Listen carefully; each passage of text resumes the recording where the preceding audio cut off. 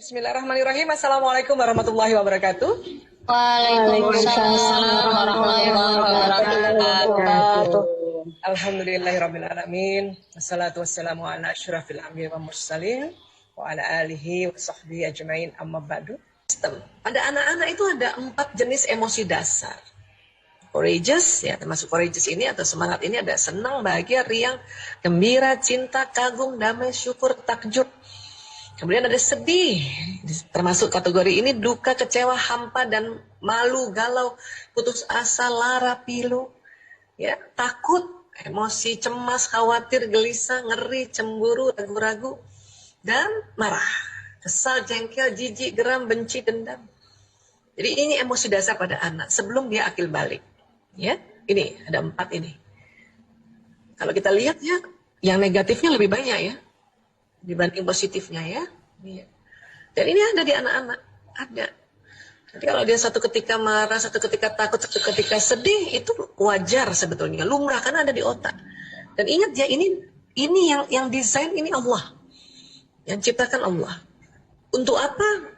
Banyak banget misterinya untuk apa. Tapi salah satu yang ditemukan oleh Daniel Goleman adalah supaya hidup kita dinamis. Ya, hidup kita itu nggak mungkin pernah senang kalau belum pernah sedih. Ya, nah. Kemudian kalau batang otak gimana Bu Esa ini dia batang otak? Besar banget ya ini kalau dia tegang nih fight or flight ini.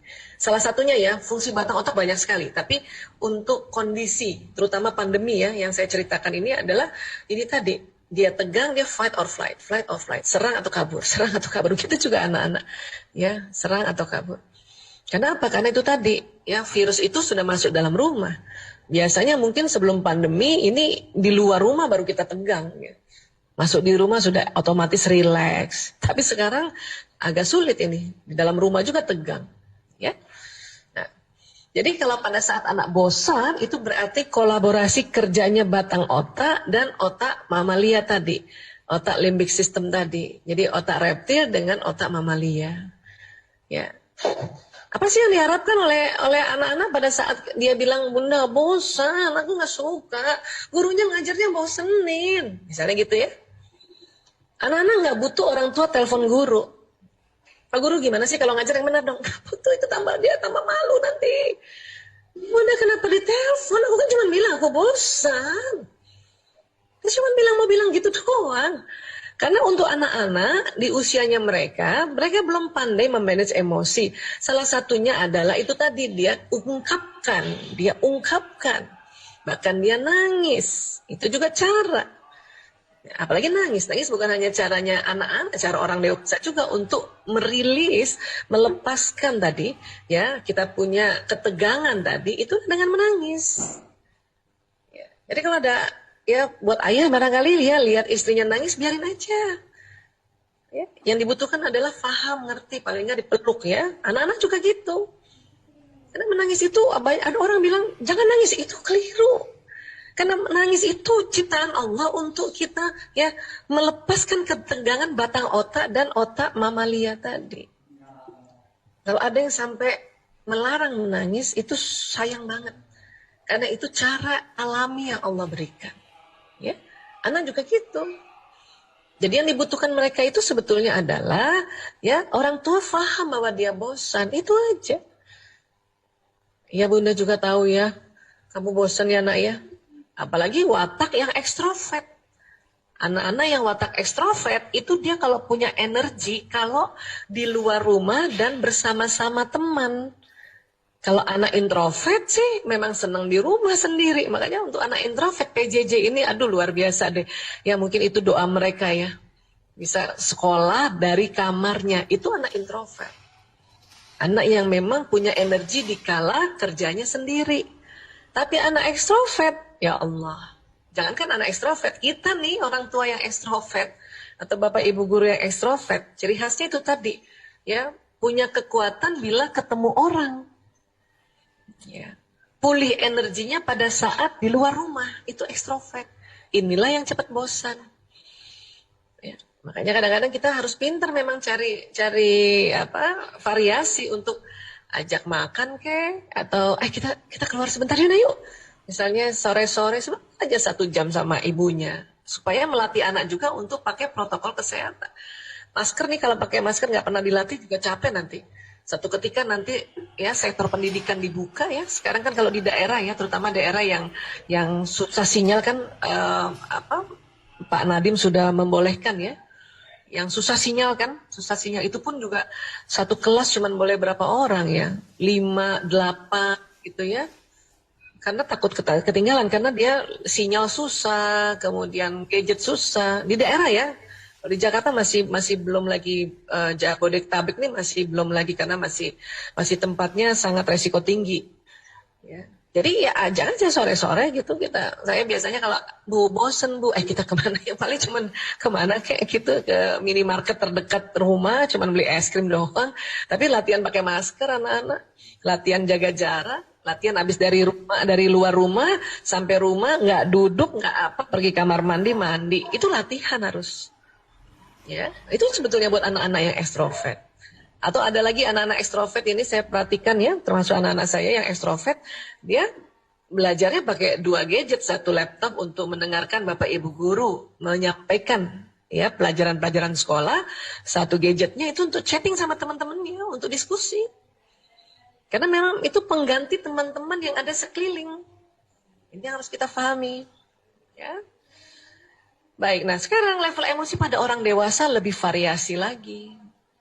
Kalau tadi anak-anak hanya 4, sedih, takut, marah, courageous, semangat ya. Jadi ini ya marah dan langsung di sini semangat. Kita lebih variasi nih, pecahannya banyak. Ada beberapa tempat kalau kita googling ya, dia ada lebih pecah lagi dia punya ya level-levelnya. Seperti marah ini nanti ada kesal, jengkel, dendam dan sebagainya. Tapi saya ambil yang ini saja karena ini memudahkan. Ya. Kok kayak tangga Bu Aisyah? Iya, ternyata kalau dihitung, ya diukur level emosi atau otak limbik sistem ini pada saat emosi jenis-jenisnya ini, dia ada frekuensinya. Apati ini rendah 50 Hz. Ya, di atasnya sedih 75. Di atasnya lagi takut 100. Ya, ini kategorinya nafsu lawamah. Ya. Memang kalau kita googling, kita melihat nafsu lawamah itu ya katanya yang paling bawah nafsu amarah. Tapi setelah ya riset terakhir mengatakan amarah itu frekuensinya 150 Hz, maka amarah itu di tengah justru. Lawamah ini didefinisikan nafsu yang berlara diri. Ya, aku nggak bisa apa-apa, aku cuman gini doang. Itu sebetulnya ini nuansanya sedih dan apati ya, putus asa ya apati ini. Ya, kemudian anger, marah, jengkel, kesel, dendam, jijik, masuk di sini. Ya, di atasnya lagi ada pride, ya, membangga-banggakan. Bangga boleh, tapi kalau membangga-banggakan, ya, itu masih di nafsu amarah itu, 175 Hz. Ya. Nah, mulai di atasnya courageous atau semangat ini 200 Hz. Ya, ini sudah masuk zonanya nafsu mutmainnah. Di atasnya lagi acceptance, di atasnya lagi peace, dan di atasnya lagi enlightenment, pencerahan gitu. Oh gitu ya, nah, itu pencerahan itu, ya mendapatkan informasi terus kita oh gitu, nah, itu pencerahan. Ya nanti kita lihat ya, nah, untuk naik pencerahan itu caranya apa, ya. Nah, jadi mulai dari courageous sampai pencerahan ini kategorinya nafsu mutmainnah, ya. Emosi memang ada yang negatif, ada yang positif, termasuk juga nafsu ada yang negatif, ada yang positif. Memang yang positif itu lebih sedikit daripada yang negatif. Dan ini semua ada di limbik system, ada di otak manusia. Ya. Kita hanya bisa pas lagi turun, naikkan lagi cepat-cepat. Pas lagi turun, naikkan lagi cepat-cepat. Itulah tadi saya di awal mengatakan, memanage emosi ini adalah perjuangan seumur hidup. Ya, sedang turun, naik lagi. Kita sudah accept bahwa pandemi ini kita ada di rumah, ya. Setahun ini kan tentu sudah accept dong ya. Waktu di awal-awal mungkin kita masih marah, masih kesel gitu ya. Sekarang udah terima. Tapi kalau kita lagi pernah dengar bahwa beberapa hari yang lalu ya, atau beberapa minggu lalu ya, pengamat mengatakan bahwa kemungkinan pandemi ini bisa lebih 2 tahun, itu bisa turun loh kita, bisa takut lagi. Bisa turun. Saat itu juga turun itu. Tapi itu tadi, yang Allah minta adalah pada saat di bawah cepat-cepat naik ke atas. Walaupun kita tahu bahwa pada saat turun ini lazim. Kenapa? Ini ada di otak kita. Hanya diminta cepat-cepat naik ke atas. Kenapa? Karena lebih banyak keuntungannya atau lebih banyak benefitnya apabila kita sering, ya, lebih sering ada di nafsu mutmainnah. Ya, nafsu mutmainnah. Lebih banyak benefitnya, lebih banyak pahalanya. Dan kalau bicara pahala bukan hanya waktu di akhirat, di dunia saja sudah terasa. Ya. Tapi pas lagi turun lagi, naik lagi ke atas. Turun lagi, naik lagi ke atas. Ya. Apa bahayanya Bu Aisyah kalau turun, merosot terus sampai apati. Apati ini sudah mulai putus asa.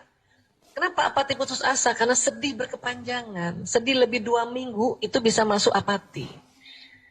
Ya, apati lebih 2 minggu ke atas itu bisa masuk, yang paling bahaya adalah depresi. Depresi ini biasanya ya ada ide mencelakakan diri. Bentur-benturkan kepala kah, atau ambil pisau kah, ya ada suicide, ya ide bunuh diri itu berarti depresi. Biasanya kalau sudah di level depresi, ini sudah ranahnya profesional, ini ranahnya dokter kesehatan jiwa. Kenapa? Karena ada zat kimia di otak yang dia ya keseimbangannya sudah kelamaan, ya dia tidak stabil, sehingga perlu dibantu dengan obat-obat kimia untuk menstabilkan. Kalau masih sedih, ya apati saja masih bisa kita bantu untuk move on ke atas. Ya, ini terjadi pada diri kita juga, terjadi pada anak-anak, terjadi pada bapak ibu guru, terjadi pada siapapun ini. Ya, apalagi pandemi kayak gini tuh tadi batang otaknya cepat banget tegangnya. Ya. Dan Malaysia kalau di atas enlightenment ada, tapi ini juga sudah di luar kewajaran. Ini namanya manik. Pasien kami pecandu narkoba itu ya, misalnya lagi marah atau lagi sedih, terus dia pakai narkoba, itu langsung melayang ke sini, ke manik. Makanya manik ini kalau ditanya kayak apa manik Bu Aisyah, mabok. Ya. Jadi dia makanya istilahnya fly, loncat, terbang ke sini. Ya, ini bahaya juga, dia terlalu di atasnya dari enlightenment. Ya. Itulah makanya kita dalam Islam, setiap pun kita ada rasa bahagia, rasa senang, pokoknya rasa gembira, tetap harus sebut Allah. Masya Allah, tabarakallah, alhamdulillah, subhanallah, kan gitu ya. Kenapa? Supaya tidak masuk ke manik. Ya. Karena ada kondisi-kondisi sekarang ini yang disebut masuk ke manik depresif. Yang kita sering istilah ya sekarang namanya bipolar. Itu namanya gangguan mood itu. Ya. Ini perlu juga ditangani oleh profesional. Supaya apa? Supaya dibantu. Kasihan kalau enggak, nanganin sendiri susah kalau di manik. Ya, ini bisa habis-habisan teriak-teriak, bisa ya. Depresi juga gitu susah. Makanya kita menjaga untuk emosi kita berada di level mutmainnah. Pada saat turun, cepat-cepat naik ke atas. Turun, cepat-cepat naik ke atas. Ya. Dan inilah yang dikategorikan zona ikhlas. Pagi-pagi nemenin anak PJJ, kesel. Oke, kita di sini. Tapi kalau kesel terus-terusan 3 jam, berarti dampingin anak, berarti sudah di luar zona ikhlas. Rugi nanti. Ya, rugi. Tapi kesel, Bu Aisyah nggak tahu sih kalau pagi-pagi kesel. Itu juga lazim, wajar. Ibu-ibu ya, kadang-kadang ya banyak banget sih yang dipikirin, jadinya kadang-kadang kesel. Pas anak dibangunin nggak bangun-bangun mungkin ya, bangunin subuh nggak bangun-bangun, jadi molor ya kesel ibu kan. Tapi boleh nggak, keselnya jangan lama-lama di sini. Cepet-cepet move on ke atas. Artinya misalnya nih 3 jam dampingin anak-anak ya, dampingin anak-anak PJJ ya. 5 menit aja lah di sininya lah, 5 menit. Ya, 2 jam 55 menit sudah di level courageous kah, atau bahkan acceptance, atau bahkan peace, damai. Sehingga 2 jam 55 menit kita mendampingi anak itu di zona ikhlas ya, Masya Allah. Ini banyak banget keuntungannya, demi Allah banyak sekali keuntungannya kalau kita bekerja di zona ikhlas ya. Terkadang siang bisa turun lagi lo marah. Ya. Entah kenapa, barangkali ada aja yang bikin bunda marah. Itu juga lazim. Tapi cepet-cepet lagi naik ke atas. Ya. Supaya apa? Supaya dalam 24 jam ini lebih banyaknya di zona yang ikhlas. Ya. Baik, benefitnya apa Bu Aisyah? Benefitnya banyak sekali, nggak bisa dibahas hari ini semuanya. Tetapi kalau dari sisi kesehatan ya, ini luar biasa ini. Nanti ya. Namun sebelum kita bahas sisi kesehatan, kita lihat dulu di surat Al-Hadid ya ayat 22-23 ini. Bismillahirrahmanirrahim. Tiada suatu bencana pun yang menimpa di bumi dan tidak pula pada dirimu sendiri, melainkan telah tertulis dalam kitab ya, Lauhul Mahfuz sebelum kami menciptakannya. Sesungguhnya yang demikian itu adalah mudah bagi Allah. Ya, inna dzalika 'alallah yasir. Mudah. Kan ini kalau kita anggap ini bencana ya menimpa di bumi nih, ya sudah tertulis rupanya. Tapi tulisannya apa di kitab Lauhul Mahfuz kan kita nggak tahu. Bisa jadi sebetulnya ya tertulisnya adalah kalau manusia makannya halal dan thayyib, maka dunia damai gitu ya, sejahtera, mungkin begitu. Tapi kalau manusia makannya yang tidak halal dan tidak thayyib, maka terjadi bencana, mungkin begitu kan? Ya. Allah hanya mau menyampaikan bahwa itu mudah bagi Allah. Ya, mudah itu. Ya, nah, kemudian apalagi yang Allah minta sebetulnya di ayat 23? Kami jelaskan yang demikian itu supaya kamu jangan berduka cita terhadap apa yang luput dari kamu dan supaya kamu jangan terlalu gembira terhadap apa yang diberikannya kepadamu dan Allah tidak menyukai setiap orang yang sombong lagi membanggakan diri. Ya, jadi kalau ini ya ayat ini kan ya betul-betul kita diingatkan oleh Allah untuk jangan berduka cita. Kenapa? Kalau nanti bisa depresi. Dan jangan terlalu gembira. Ya, jangan berduka cita, nanti depresi. Jangan terlalu gembira, nanti manik.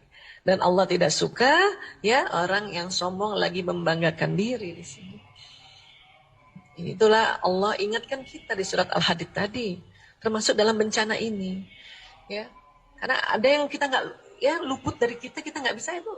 Kita udah ya kembalikan pada Allah semuanya supaya tidak sampai depresi. Tapi juga jangan terlalu gembira, bahaya nanti mabuk manik. Ya, otak tuh suka bisa los ya. Dan kita diminta tidak boleh sombong, nggak boleh kita tantang itu virus mana tuh virus COVID, nggak boleh. Allah sudah ingatkan di Al-Hadid ayat 23. Jadi kita diminta itu lebih seringnya di sini nih. Ya, turun cepet-cepet naik, kalau bisa loncatin nih sombong nih. Ya, naik di sini lagi. Ya. Profesor David Hawkins mengatakan getaran magnet energi di bawah 200 Hz menyebabkan seseorang mudah terserang penyakit.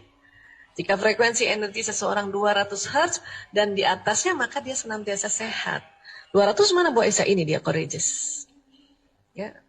Itulah makanya mengapa kalau lagi pas turun cepat-cepat naik ke atas minimal di sini ya di courageous. Ya. Itu makanya kita kenapa kasih yel-yel pada diri kita atau anak-anak, ya mohon semangat. Bahkan kalau di chattingan tuh ada tulisan semangat. Itu supaya kita berada di 200 dulu nih. Bagus lagi di atasnya. Ya.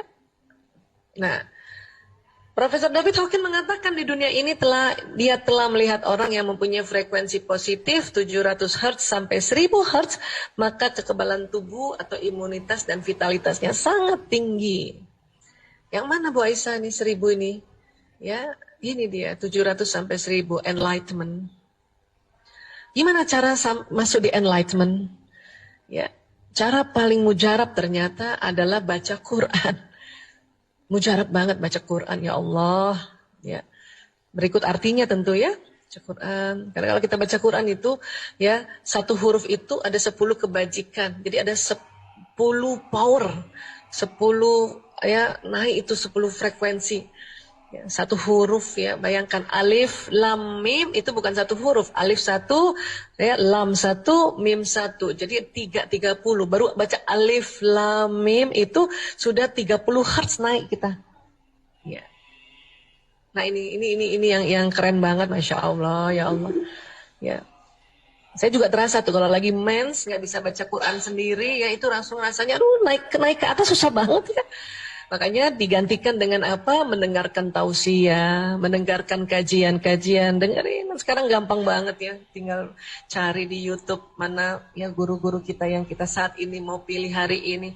Ya, itu karena mendengarkan tausiah juga untuk bisa menaikkan ke pencerahan, enlightenment. Ya. Baik, kalau cara-cara lain gimana Bu Aisyah? Ya, nah, ini kita harapkan tidak depresi dan tidak manik ya. Ya, ini surat Al-Baqarah 153. Bismillahirrahmanirrahim. Ya ayyuhalladzina amanu sta'inu bis-sabri was-shalah. Innallaha ma'as-sabirin. Hai orang-orang yang beriman, jadikanlah sabar dan sholat sebagai penolongmu. Sesungguhnya Allah bersama orang-orang yang sabar. Masya Allah. Mbak Isa kalau cuma sabar sama sholat, nah kita selalu begini. Alhamdulillah. Seandainya kita nggak sabar dan sholat, kayak apa kita nih? Terpuruknya bahaya banget. Ya Allah. Ya. Ini, karena ternyata ya pada saat kita sabar dan sholat nih ya, sholat. Itu bisa menaikkan level emosi. Ya, dari sisi emosi aja ya, belum lagi dari benefit yang lain. Itu baru dari levelnya tuh di otak emosi. Ya. Makanya kadang-kadang orang yang sedang menstruasi itu susah banget naiknya itu ya, udah ngaji sendiri nggak bisa, sholat juga niat nggak bisa. Jadi akhirnya istirahat saja sambil dengarkan tausiah, dengarkan ya kiraat-kiraat ya. Nah itu. Saya cerita begini supaya ibu-ibu ya karena masih produktif barangkali ya ini kadang-kadang kenapa orang menstruasi itu berat banget naikin feelingnya dibanding pada saat kita tidak mens ya. Nah, sabar itu apa Bu Isa? Sabar ini bahasa Arab dari sabaru yasbiru yang artinya menahan, bukan menekan ya. Karena kalau menekan nanti jatuhnya depresi. Ini menahan. Supaya apa? Supaya nggak ngelabrak orang. Ya. Nah. Dan yang luar biasanya Allah bersama orang-orang yang sabar. Aduh asik banget. Jadi kalau mau Allah dampingin terus bersama-sama dan dekat dengan kita sabar. Ya. Jadi sabar ini menahan bukan menekan. Ya. Karena apa? Karena pada saat kita sabar, sholat, baca Quran, ya, ada hormon bahagia dan cinta yang keluar dari kelenjar pituitari. Ini ada kelenjar namanya pituitari. Di dalamnya ini ada hormon bahagia dan hormon cinta ya. Ada dopamin, oksitosin, serotonin, endorfin ya. Dan endorfin termasuk morfin alami itu, penghilang rasa sakit. Makanya kenapa habis sholat langsung enak banget, nyaman banget. Ya. Baca Quran, sabar. Itu coba deh kalau kita ada anak kesel terus kita nggak labrak beberapa menit kemudian kita bahagia banget. Kenapa? Kita kayaknya berhasil ya melewati ujian. Ya, nah ini.